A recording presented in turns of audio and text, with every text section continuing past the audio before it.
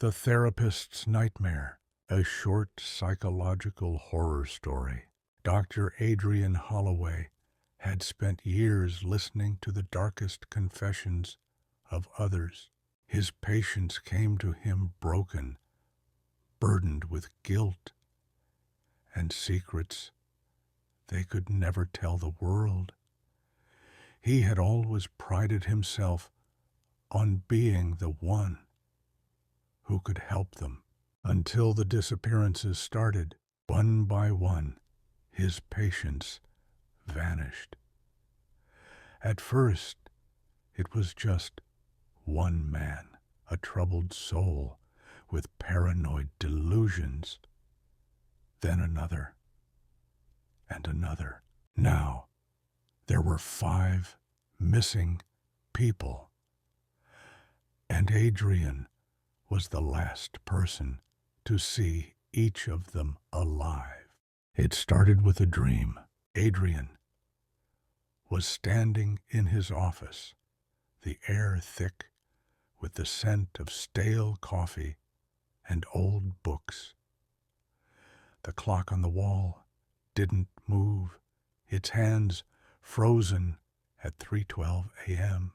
A patient sat across from him, a man he couldn't recognize, his face blurred and shifting like static on an old television. "Where did you put them?" the man asked. Adrian's throat tightened. "Put who?" The man tilted his head, his eyes too dark, too deep, "the ones you don't remember." Adrian jolted awake in a cold sweat. By the 5th disappearance, Adrian's world was unraveling. He went to the police, but there were no records of his missing patients. The files in his office, gone. His appointment logs, wiped clean. His receptionist looked at him strangely when he asked about them. "Dr. Holloway, you haven't seen patients in months." That night, he tore his office apart, searching for proof. That was when he found the basement door. It was locked, which didn't make sense. Adrian had never locked the basement. A thick sense of dread settled over him as he fumbled for the key.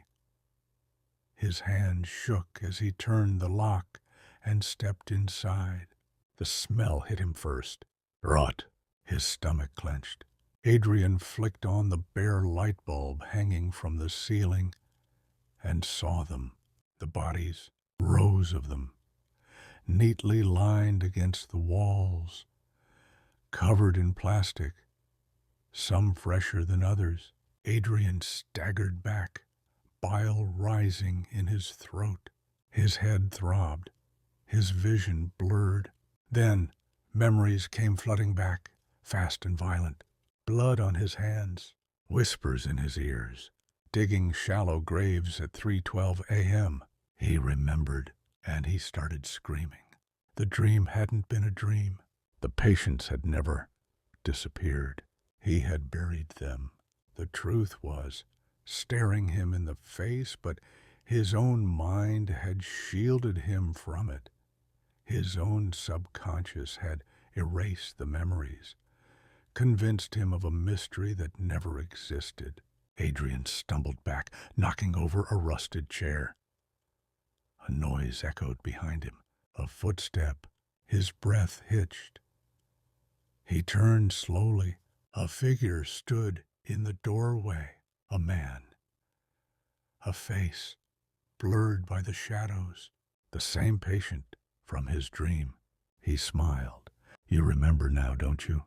The door slammed shut. Darkness, and then silence.